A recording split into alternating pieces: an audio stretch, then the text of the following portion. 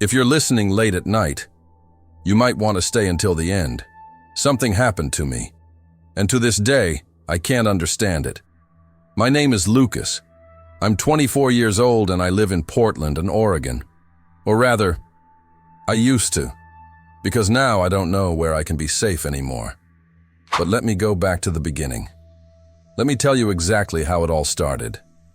3 weeks ago, my Aunt Rachel called me. We hadn't spoken in almost 2 years.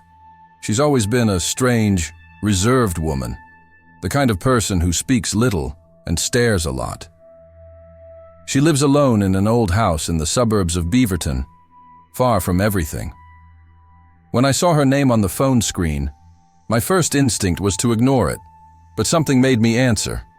"Lucas," she said bluntly, "I need you to stay at my house for 5 nights. I'm going on a trip. I'll pay you $300. $300. I was broke. I'd lost my last graphic design freelance gig, the rent was overdue, and my fridge literally had 3 items: mustard, a jar of olives, and half a bottle of expired milk. I couldn't refuse. "Is that all? Staying at home?" I asked, suspiciously. "That's all. Just stay there. Overnight. You don't need to do anything. Just be present." Something about her tone bothered me, but $300 was $300. "Okay. When are you leaving?" "Tomorrow night. Come at 7. I'll explain everything to you." She hung up before I could ask anything else. I arrived at her house the following night. It was one of those 1970s buildings. 2 stories, dark wood paneling, small windows. The kind of house that seems bigger on the inside than on the outside. The neighborhood was too quiet. Tall trees blocked the light from the streetlights. There were no children playing, no dogs barking. Just silence. Aunt Rachel greeted me at the door. She looked older than I remembered. Thinner. Her eyes were sunken, as if she hadn't slept properly in weeks. "Come in," she said, and I went in. The house smelled of old wood and something slightly sweet but unpleasant, like wilted flowers. She led me to the kitchen and placed an envelope on the table. $300, half now, half when I get back. I took the money and put it in my pocket. She served coffee, but didn't drink any.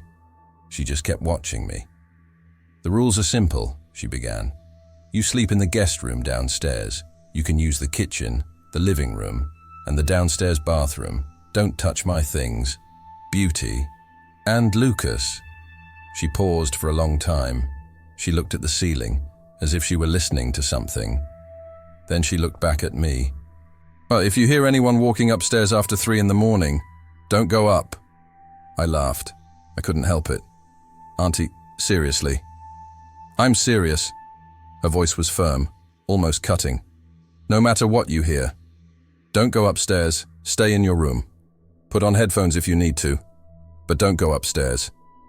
The smile died on my face. "Why?" She didn't answer. She just picked up her suitcase and went to the door. "5 nights, Lucas. Only 5. And she left. I stood there, alone, in that silent house, with the warning echoing in my head. Don't go up after 3 in the morning. That first night, I tried to ignore it. I watched Netflix, ate frozen pizza, answered messages. The house was strange, but nothing too extreme. Old, full of creaks, normal. But when midnight struck, I noticed the silence. It wasn't an ordinary silence. It was heavy, dense, as if the air were thicker. And then, at exactly 3:07 a.m., I heard, "Steps, don't be on top."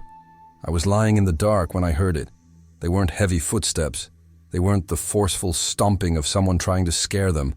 They were light steps, delicate, as if someone were walking barefoot down the upstairs hallway. Tack, tack, tack, slow, rhythmic. My heart raced. I stood motionless, staring at the ceiling. The house was old, I told myself.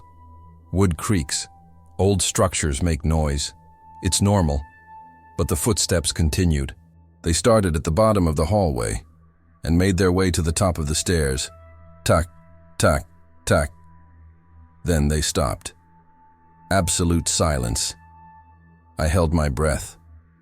My hand gripped the blanket so tightly my fingers ached.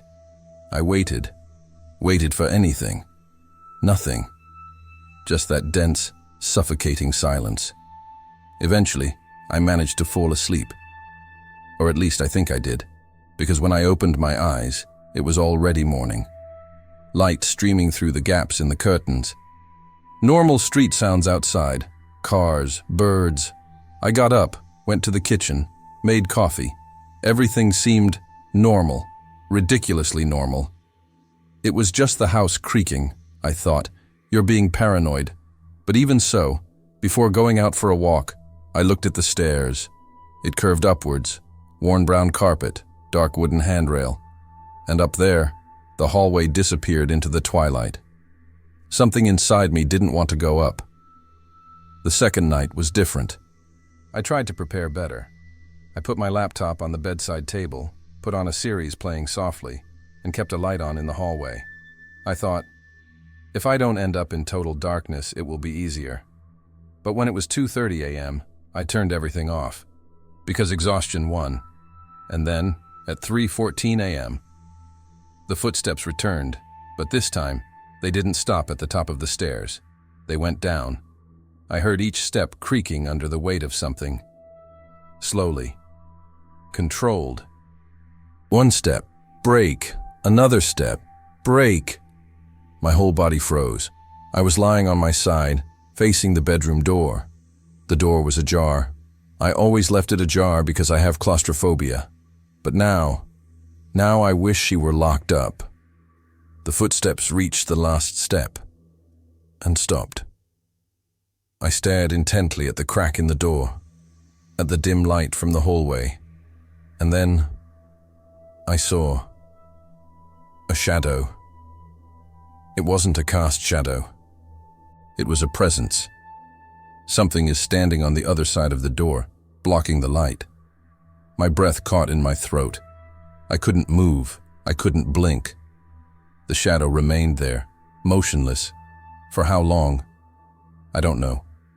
Maybe 10 seconds, maybe 2 minutes, and then she walked away. The footsteps returned, climbing the stairs, one by one. Tack, tack, tack. When they got to the top, a door closed, gently. Click.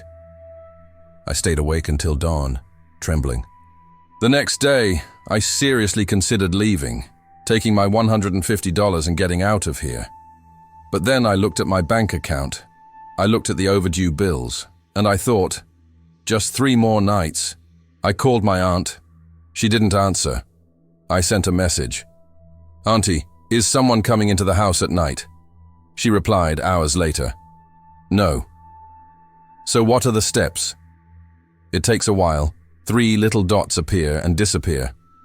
Finally, "Did you go up?" "No." "Then everything is fine. Don't go up, Lucas." She stopped responding after that. On the 3rd night, something changed. The steps started earlier, 2:47 a.m. And this time, they didn't come alone. I heard doors opening, not creaking like they were old, opening, slowly, deliberately, one, then another, and then a sound that made my stomach churn.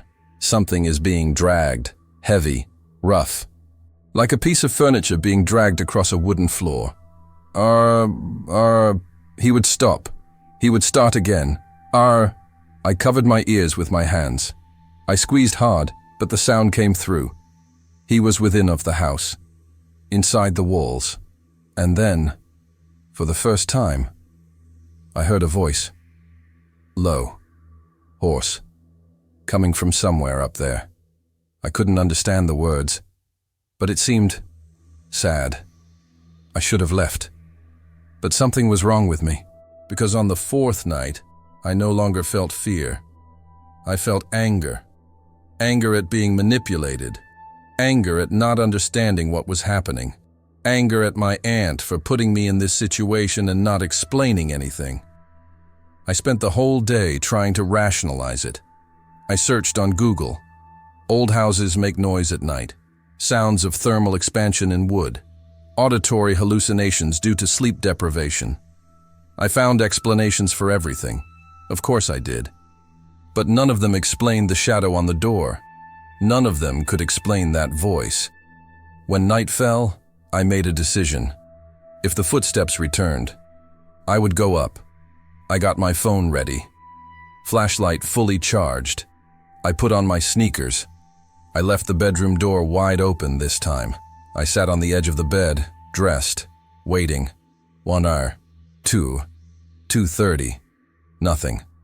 I started to think that maybe, just today, nothing was going to happen. That my being awake and ready somehow changed the rules.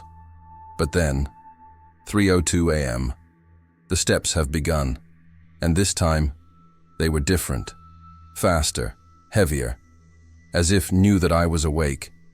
They ran down the upstairs hallway back and forth, quick, frantic paces. Then they stopped suddenly. A door opened, violently, bang, and then silence.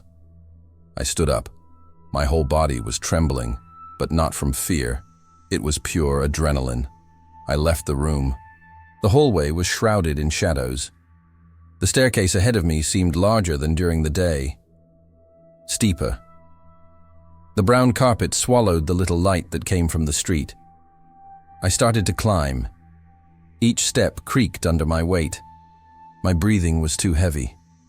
My heart was pounding so hard I could feel it in my temples. I reached the top. The second-floor hallway stretched out before me, 3 doors on each side, all closed, except one, the one in the back, on the left.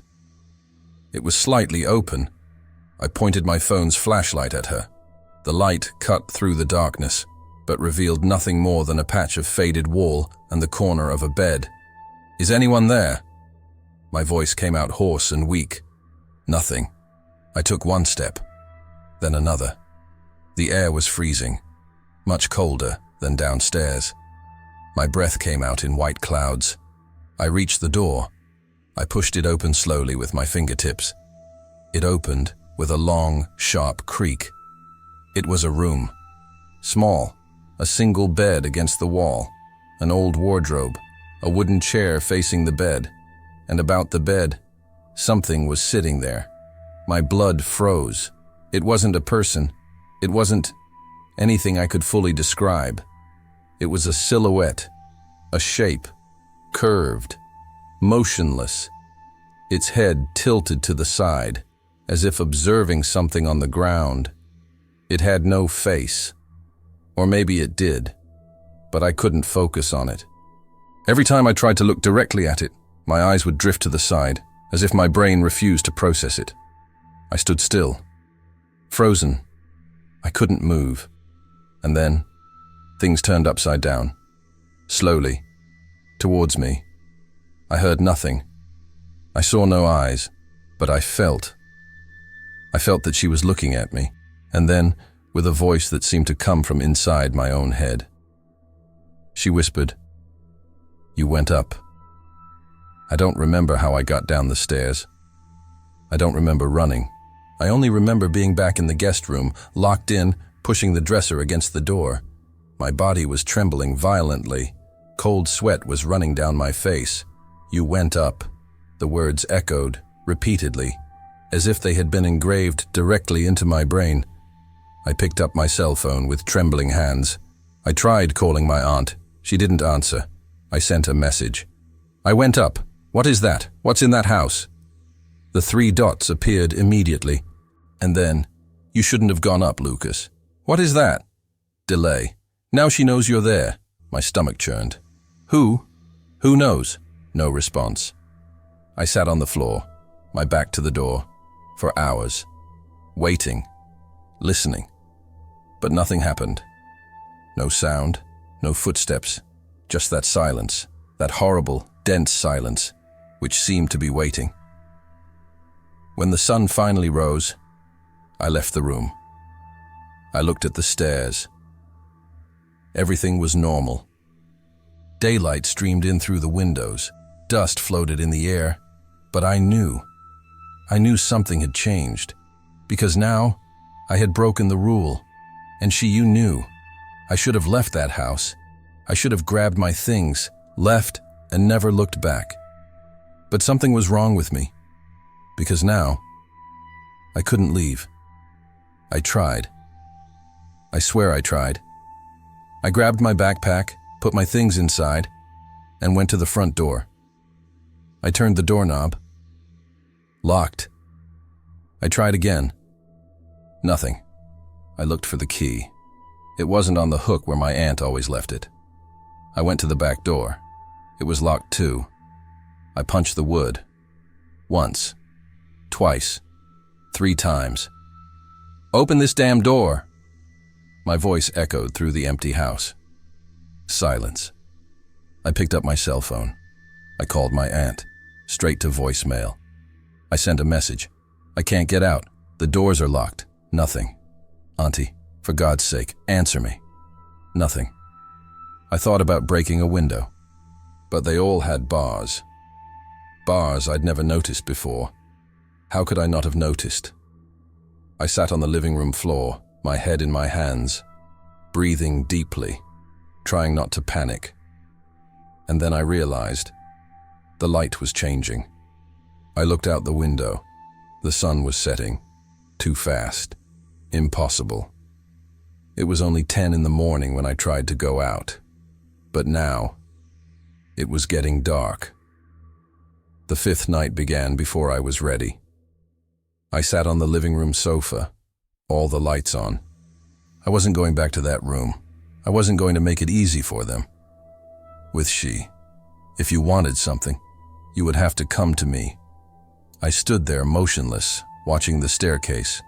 The clock on the wall read 11:47, after 12:13, after 1 hour and 2 minutes, and then 2:59 a.m.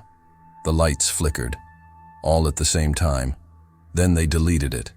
Total darkness. My heart raced. I grabbed my phone and turned on the flashlight. The beam of light cut through the darkness, illuminating the room, furniture, walls, the stairs, and at the top of the stairs, I was there, the silhouette, standing, motionless, looking down. For me, I couldn't move.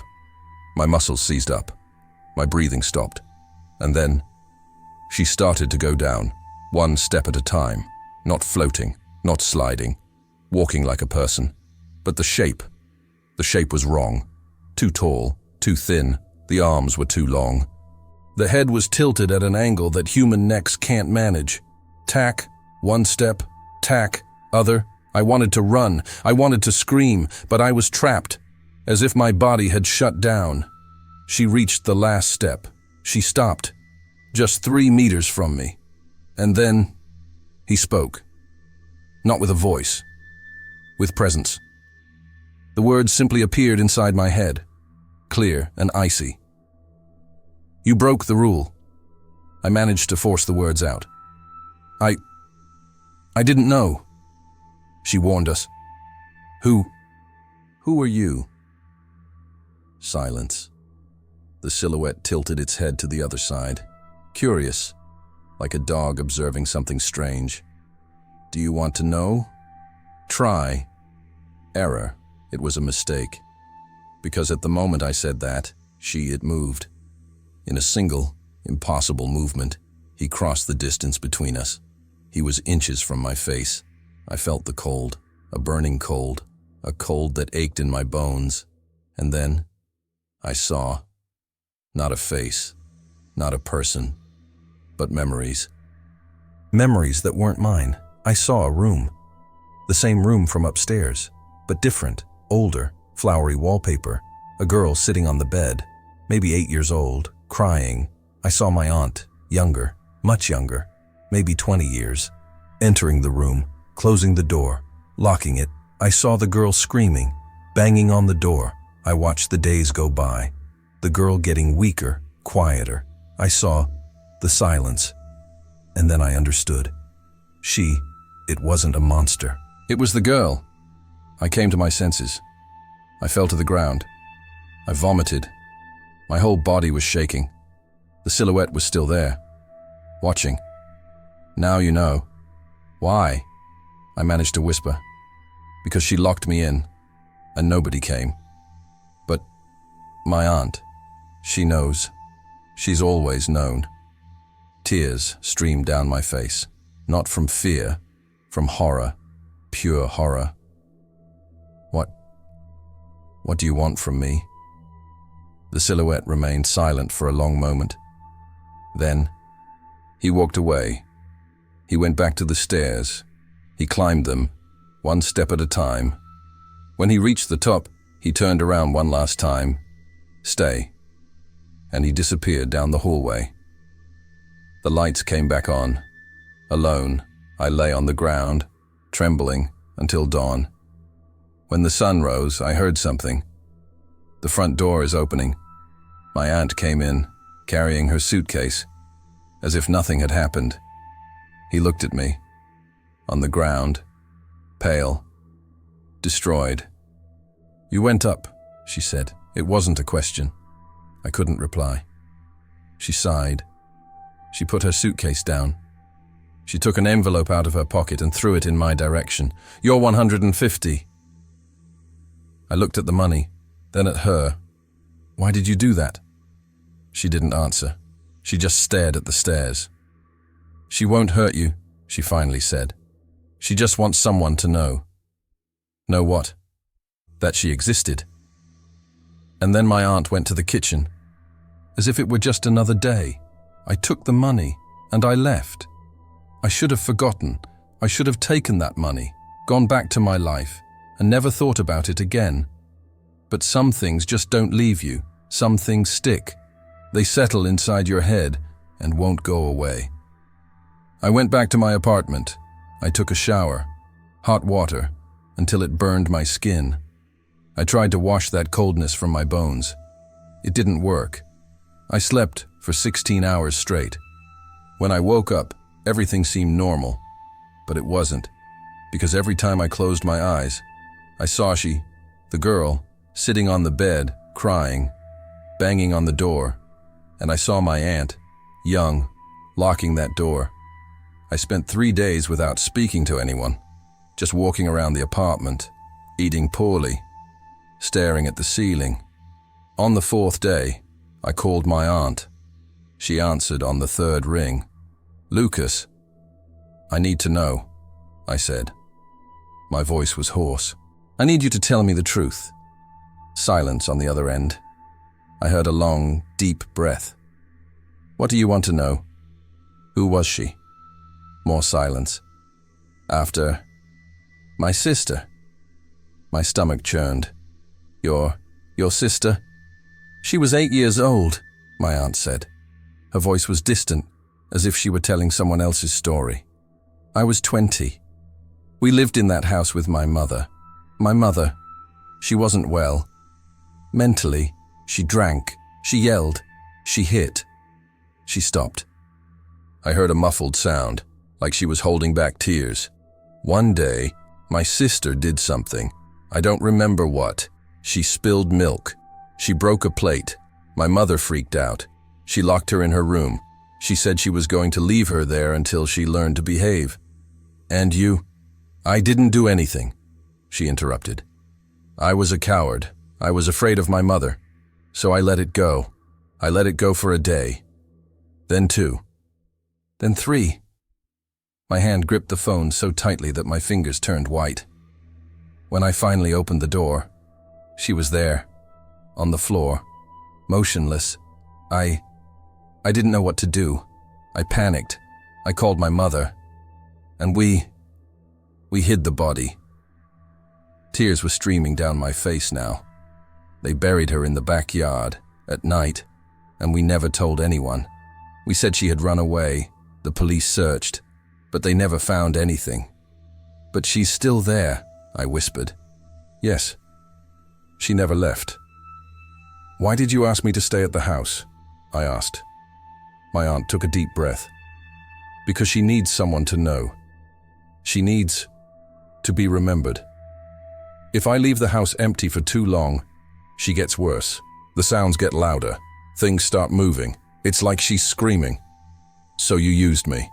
"Yes," she admitted, without hesitation. "I used you. Because I can't stand being there alone anymore. Every night, every month, every year. Listening to her, feeling her. You should have told the truth. To the police, to someone." "I know," her voice broke. "But it's too late now. Too late for everything." She hung up. I sat there, in silence, holding my phone, thinking about everything. That girl, alone, locked up, waiting for someone to come. But nobody came. 2 days later, I received a message. It belonged to my aunt. "I need to travel again. Can you come back?" I stared at the message for a long time. I thought about saying no, about blocking the number, about never setting foot in that house again. But then, I thought about the girl. I thought of her, up there, alone, in the darkness.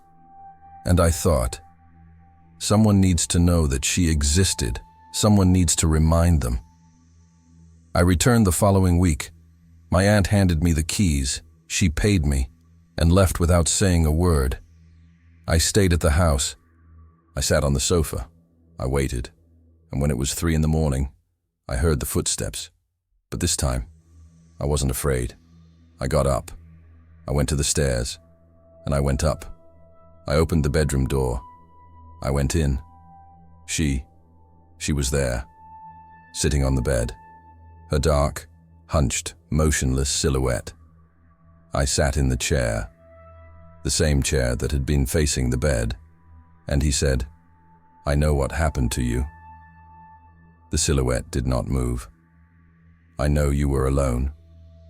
That no one came, and I'm so sorry."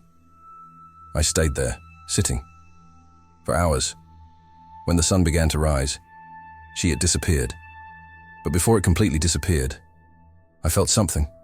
It wasn't a voice, it wasn't words. It was just a feeling. Gratitude.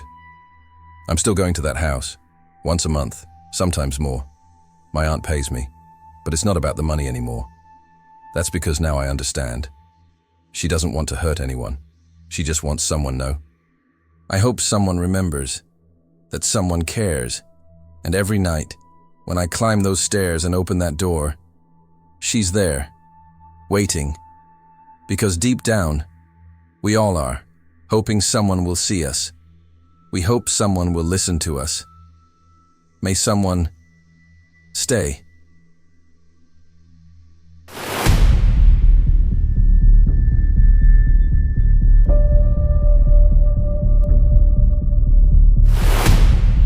Something happened to me that night, and I swear I'm not making any of this up. You know when you feel like you should refuse something, but end up accepting it anyway? That's exactly what happened to me that Friday. It was almost 9 o'clock at night when my phone rang. Unknown number. Normally I don't even answer, but I was waiting for a response about a job, so I answered. On the other end, a woman's voice, hurried, almost desperate. "Hello? You're a babysitter, right? I found your number in the neighborhood moms group. I know it's last minute, but could you come over now? We booked a dinner months ago and our babysitter canceled at the last minute. Please." I should have said no. I was tired. I had exams on Monday, and something in her voice made me uncomfortable. But she offered $200 for a few hours. $200 that I needed. So I swallowed my gut feeling and said yes. The address was on Maplewood Drive, one of those quiet suburbs where the houses are too big and the lawns too perfect. I arrived at 9:30 p.m. The house was modern, 2 stories, all in shades of gray and white. It looked like it came straight out of a decorating magazine. Cold, impersonal. I rang the doorbell and the woman opened it immediately, as if she had been waiting on the other side of the door. She was beautiful, very well dressed, but there was something in her eyes. Tiredness. Fear. I don't know. She pulled me inside before I even finished saying, "Hi. Thank you for coming. Sorry for the rush." She spoke quickly, adjusting her bag, glancing at her watch. "The children are already asleep. Lily is 6. Noah is 4. They won't wake up. They never do. The way she said that gave me chills. "Tish, the alarm is on," she continued, handing me a piece of paper with codes and instructions. "Do not disarm it. Okay? For no reason. If you need to leave, call me first. There's food in the fridge, open Wi-Fi, you can watch TV. Oh, and the cameras." "Cameras?" "Yes. We have internal cameras, only in the children's bedrooms and in the hallway. It's for security." She pointed to small, discreet devices in the corners. "Everything is recorded on the app, but don't worry, you don't appear much. That should have made me feel safer." It didn't. The husband came down the stairs at that moment, adjusting his tie. He was tall, serious, and barely looked at me. He just nodded and said, "We're going to be late." They left so quickly I barely had time to ask anything. The door closed. The alarm beeped 3 times, and I was left alone, completely alone. The house was silent, that kind of silence that feels alive, heavy. I walked into the living room, trying to relax. Everything was too tidy, not a single toy out of place. No mess, as if no one really lived there. I climbed the stairs slowly, just to check on the children. The second-floor hallway was long and dark. 3 doors. The first, ajar, Lily's room. The second, closed, Noah's room. The third, locked. I peeked through the crack in Lily's door. She was sleeping on her side, breathing lightly, her blanket tucked under her chin. Too quiet. I went to Noah's room. Same thing. He was facing the wall, motionless as a statue, and that's when I felt it. Someone was watching me. I turned around quickly. Nothing. Just the empty hallway and the cameras flashing their red lights in the dark. I practically ran down the stairs. It was 10:15 p.m. It was 3 hours before midnight. I sat on the living room sofa trying to calm myself down. "You're tired. You're nervous. It's okay." I repeated this a few times, like a silly mantra, until my breathing returned to normal. I grabbed my phone. I thought about calling my friend Rachel, but what would I say? "Hi, I'm in a strange house and I feel like I'm being watched." She'd laugh at me. So I just scrolled through my Instagram feed without paying attention to anything. The wind outside rattled against the windows. The wooden floorboards creaked occasionally, that sound old houses make when it gets cold. But this house wasn't old. It was new, very new. I went to the kitchen to find something to eat. The refrigerator was full, but everything was too organized. Transparent containers labeled. Fruits lined up by color, milk, juice, water, everything in its place. I grabbed an apple just to have something to do. That's when I noticed the pantry door was ajar. I was absolutely certain it was closed when I passed by earlier. Absolutely certain. I approached slowly, pushed the door open. Just shelves of canned food. Nothing wrong. But that feeling that something had changed while I wasn't looking, wouldn't leave my head. I went back to the living room. I turned on the TV at a low volume, some unimportant cooking show, just to have some noise, just so I wouldn't be alone in that silence. 22:47. I went to the downstairs bathroom. When I came back, the TV was off. I stopped in the middle of the room. My heart raced. Maybe I'd accidentally sat down on the remote. I turned it on again. I forced myself to believe it, but then I saw the cupboard door under the stairs was open. Just a crack. Small. Almost imperceptible. I hadn't opened it. I didn't even know what was inside. I took a deep breath and approached. Slowly, I placed my hand on the doorknob and pulled it in one swift motion. Brooms, cleaning products, a vacuum cleaner, nothing. "You're freaking out," I said aloud, just to hear my own voice.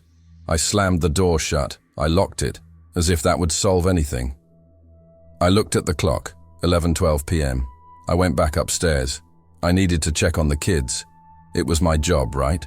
I was being paid for it. The hallway was darker now. Or maybe it was just my imagination. The ceiling light flickered once, twice.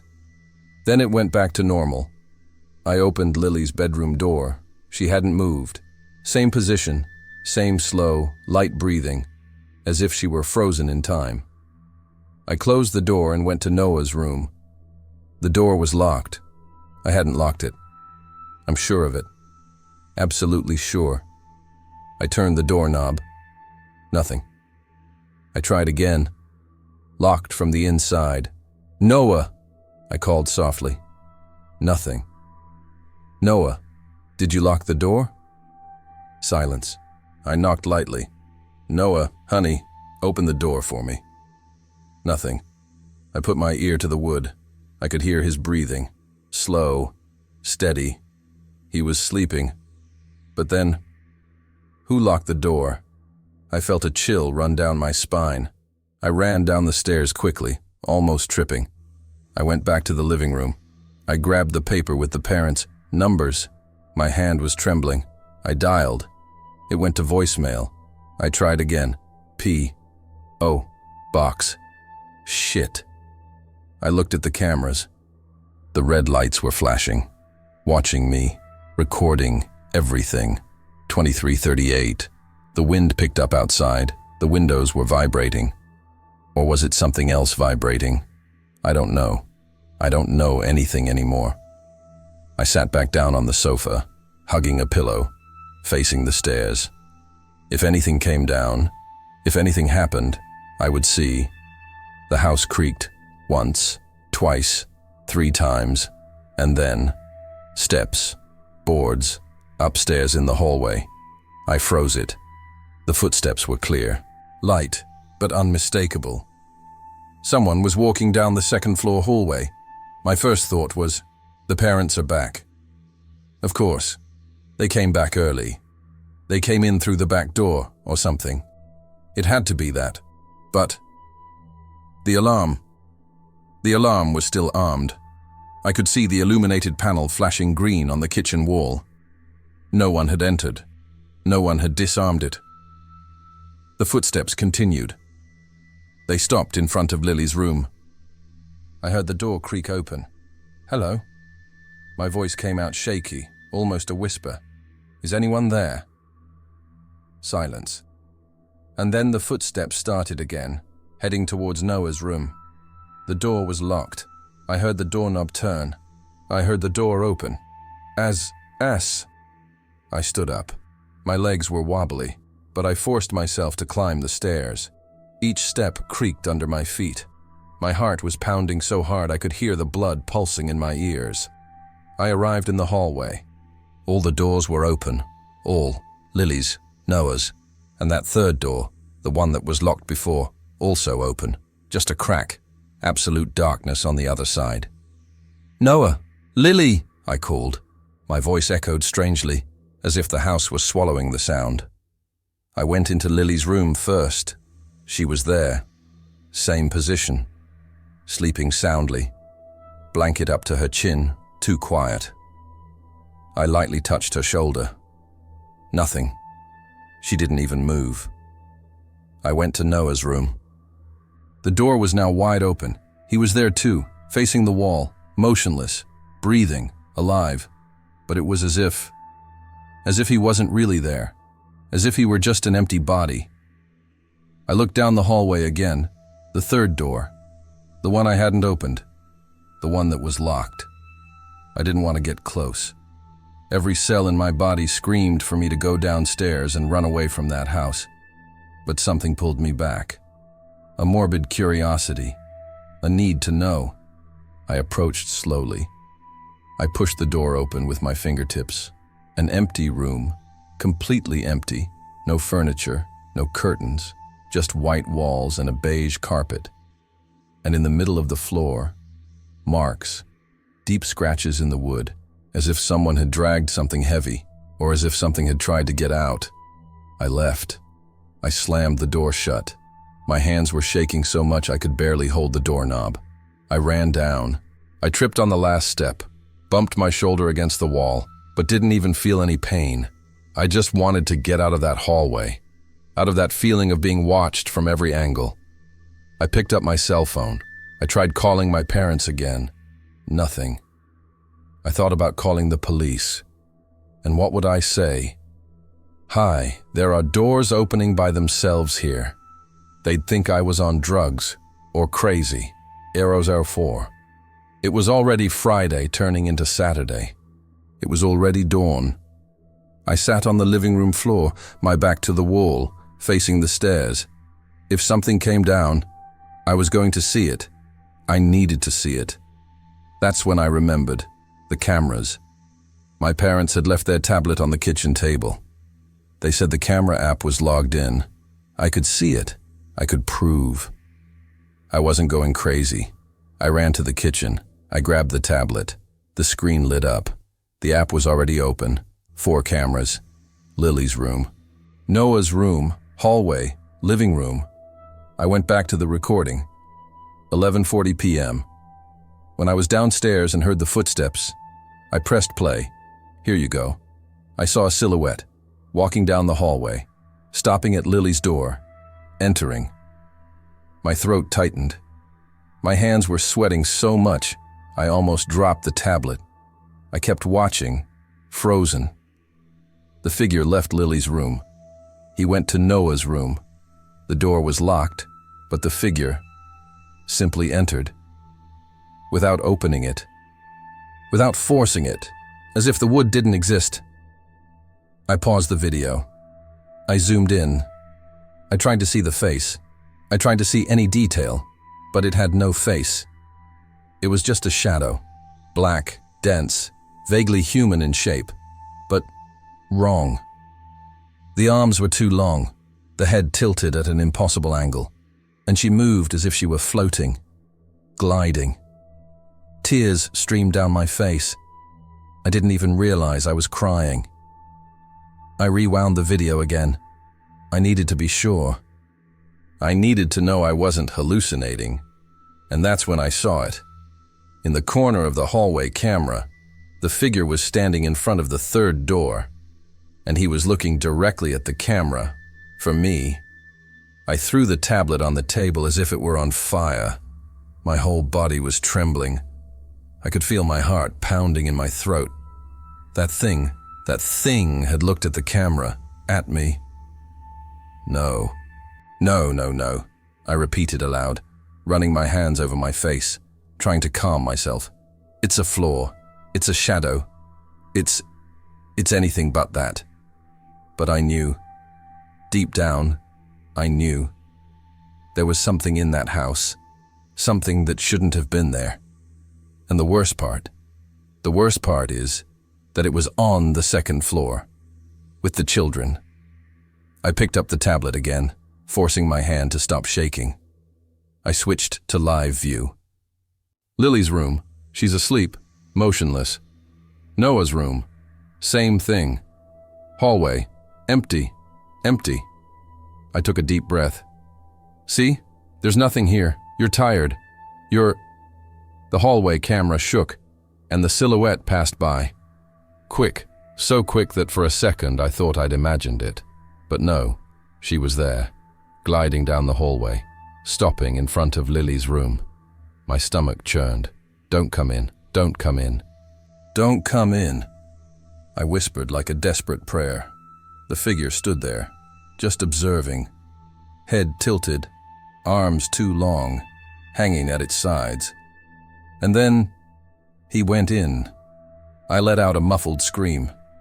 I dropped the tablet again and ran to the stairs. I don't know what I was thinking.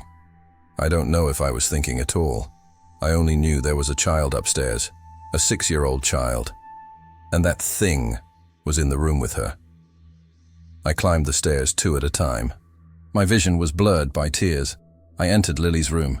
She was there, sleeping, alone. I looked everywhere, under the bed, inside the closet, behind the door. Nothing, absolutely nothing. Lily, I shook her gently. Nothing. I shook her harder. Lily, wake up, please, wake up. She didn't wake up. She just stayed there, breathing slowly, as if she were sedated. I left the room. I went to Noah's. Same thing. He wouldn't wake up. He wasn't reacting. It was as if they weren't really sleeping, as if they were somewhere else. I ran back to the ground floor. I grabbed the tablet. I started recording again. I saw the figure entering Lily's room. I saw it approaching the bed, leaning over, as if it were sniffing, watching, I don't know. And then she left. It simply left. And he went all the way to the stairs. I paused the video. She had gone downstairs. The thing had gone down the stairs. I looked back, down the dark hallway, at the room, at the shadows in the corners. Where was she now? I switched to live view. Living room camera, empty, hallway, empty, bedrooms, children sleeping. But there was a camera that I hadn't checked yet. The kitchen camera. I clicked. The image loaded, and there she was. Stop. In the middle of the kitchen, facing the living room door. Where was I? I slowly looked up from the tablet. The kitchen door was open. Complete darkness on the other side. And then I heard it. One breath, heavy, slow, wet, coming from inside the kitchen. My mouth was dry, my legs wouldn't obey me. I wanted to run, scream, do anything, but I was paralyzed. Breathing became closer. Step, step, step. Something emerged from the darkness. It wasn't human, not completely. The silhouette was tall, too thin, joints bent at the wrong angles. The head was just a blur. As if my eyes refused to process what I was seeing. She stopped at the entrance to the room, and he tilted his head, as if he were studying me. Please. My voice came out as a broken whisper. Please, no. She took another step, and that's when my cell phone rang. The shrill sound exploded into the silence. Both of us, me and that thing, froze. I looked at the cell phone on the table, name on the screen. Mrs. Harrison, the children's mother. The figure recoiled. It slid back into the darkness of the kitchen and vanished. I picked up the phone with trembling hands. I answered. Hello? Her voice sounded normal, cheerful even. Hi. Sorry to call so late. I just wanted to let you know we'll be a little late. Is everything all right there? I opened my mouth. Nothing came out. Hello? Are you there? My voice faltered. There's something here. There's something in the house. Silence on the other end. And then she laughed. A low laugh. Cold. I know, she said. It always has been. The call dropped. I kept staring at my phone. I know.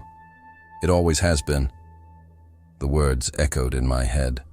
What did she mean by that? Always had it. She knew.